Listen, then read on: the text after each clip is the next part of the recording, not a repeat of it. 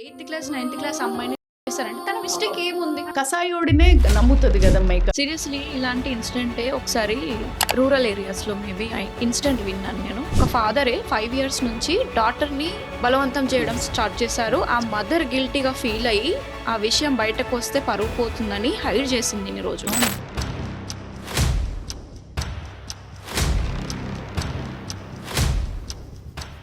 కొన్ని సిచ్యువేషన్స్ ఎట్లా ఉంటాయంటే విక్టిమ్స్ సైడ్ ఏం మిస్టేక్ ఉండదు. అవును, ట్రూ ఇప్పుడు ఎయిత్ క్లాస్, నైన్త్ క్లాస్ అమ్మాయిని రేప్ చేశారంటే తన మిస్టేక్ ఏముంది? 100% లేదు.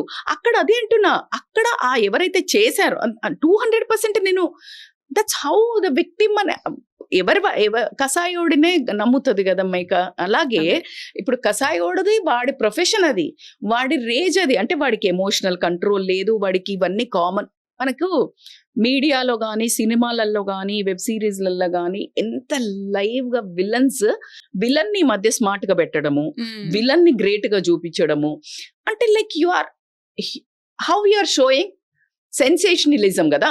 ఇప్పుడు ఒక ఇట్లా చేశారు అంటే వాడిది ఊరికే చూపించే వరకు వాడికి సెన్సేషనలిజమే నచ్చింది, they will copy that. But that consequences ఏంటి, దాని వల్ల అసలు సమాజం ఏంటి, నా లైఫ్ ఏమవుతుంది అనే కామన్ సెన్సే విచక్షణ కోల్పోయేటట్టు. ఇది జరగక ముందు మన ఫ్యామిలీస్లలో ఉండే వాళ్ళే కదా వీళ్ళు. అంటే ఎవరో ఒక కొడుకు, ఎవరో ఒక భార్య, ఒక భర్త, ఒక పిల్ల, వీళ్ళంతా మన ఫ్యామిలీలో. సో నువ్వు అంత లేసి వెళ్ళిపోతున్నప్పుడు how you are not able to understand them. ఎందుకు అంటే being not present, being not available, being not connected. Yes. మరి ఇవన్నీ దాటి కూడా జరుగుతాయి.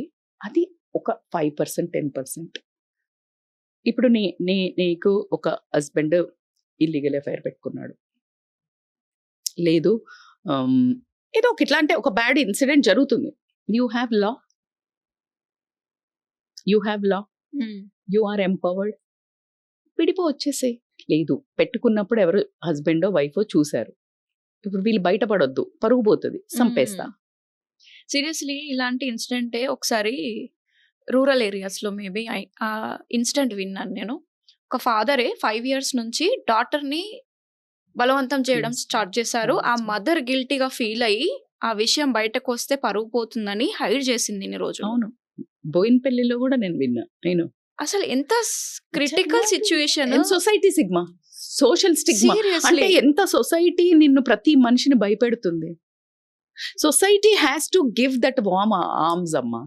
ఏ కష్టం ఉన్నా చెప్పుకోవడానికి ఒక చేతులు చాచి సొసైటీ ప్రతి ఒక్కరింట్లో ఒక అమ్మ, ఒక అక్క, ఒక తమ్ముడు, ఒక అన్న, అరే నీకు ఏమైనా నేను ఉన్నరా అని చెప్పే ఒక ప్రతి సొసైటీలో చేతులు దాచి ఒక ప్రేమగా చూస్తే భయపడరు. ఏదున్నా వచ్చి చెప్పుకుంటారు.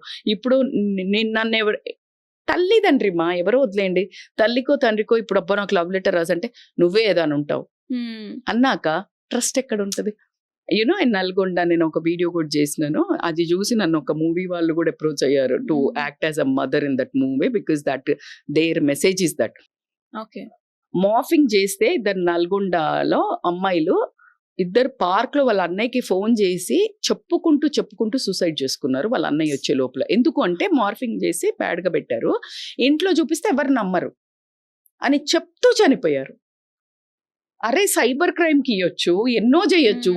అంటే ఎంత ల్యాక్ ఆఫ్ హెల్ప్లెస్నెస్ కి just they want to end there lifes. ఎందుకంటే చుట్టుపక్కల మాటలు, తిట్లు, ఇవి వాళ్ళకు ఓపిక ఉండదు, చెప్పుకునే న్యాక్ ఉండదు, కన్విన్సింగ్ మోడ్ ఉండదు, అందరికి power. So this is how it is happening. So భయంతో పట్టుబడ్డామనో, ఏదో ఒక ఎస్కేపిజం అనో, షేమ్, గిల్ట్, ప్రతి దాన్ని హైడ్ చేసే టైంలో వచ్చేవే రెబల్వి. మీరు అబ్జర్వ్ చేయండి, నేను చాలా వీడియోస్లో చెప్పాను. ఒక అమ్మాయి ఫర్ ఎగ్జాంపుల్ లవ్ ఉందా, లేకపోతే ఏదైనా డిప్రెషన్లో ఉన్నా, they avoid people, just they go కార్నర్లు ఉంటారు, they don't talk, they won't mingle. లేదు హైపర్ చేస్తారు, they hyper active, too much get ready, too much happy పిల్లలు. ఎందుకంటే దే వాంట్ టు, అవి నువ్వు నీ పిల్లలో మార్పులు తల్లి తండ్రి అబ్జర్వ్ చేయాలి కదా. We need to observe. Like if not, how you will protect them? So emotional safety కనిపించడం అనేది పేరెంట్స్ కి ఫస్ట్ నాంది. మీ కళ్ళు 2 కాదు, మీ ఒళ్ళంతా కళ్ళు చేసుకొని, మీ ఒళ్ళంతా చెవులు చేసుకొని వింటే తప్పిచ్చి, ఈ రోజు పేరెంటింగ్ మాత్రం కత్తి మీద సాములాగా అయింది. Undoubtedly I agree with it.